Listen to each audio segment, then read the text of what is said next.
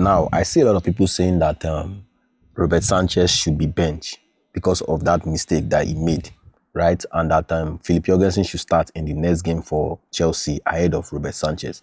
And I feel like that is an hasty decision or an hasty conclusion to make, because have you seen Philip Jorgensen? Like, have you really seen Philip Jorgensen? Yes, I agree with you that Robert Sanchez made a very poor decision in that first half in the Manchester United versus Chelsea game. I agree wholeheartedly, right?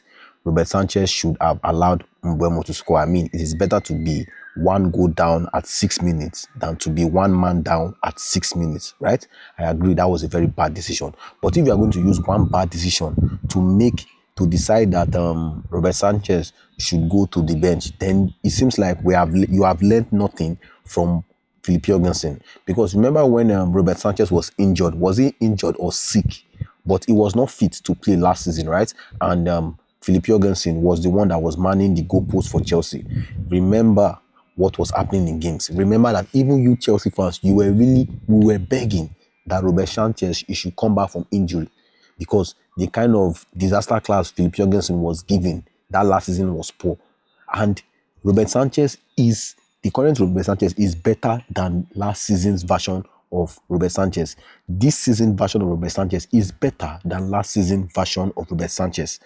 And I cannot tell you that this season version of Philip Jorgensen is better than last season version of Philip Jorgensen. I cannot tell you that. So if you were preferring last season version of Robert Sanchez more than Philip Jorgensen, then you cannot tell me that you should bench this season version of Robert Sanchez for this season version of Philip Jorgensen. It doesn't make sense. I mean, look at Philip Jorgensen. In that second goal that Casemiro scored, when Reece James made that clearance, yes, Reece James made a poor clearance, but he made the clearance.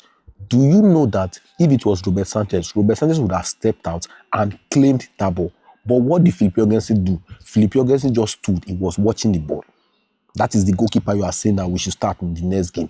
Again, we should not start him. If Robert Sanchez is clear, if Robert Sanchez is available to start in Chelsea's next EPL game, let Robert Sanchez start. In fact, I feel like he would even be clear, because he should serve the suspension in the Carabao Cup in the League Cup against Lincoln City.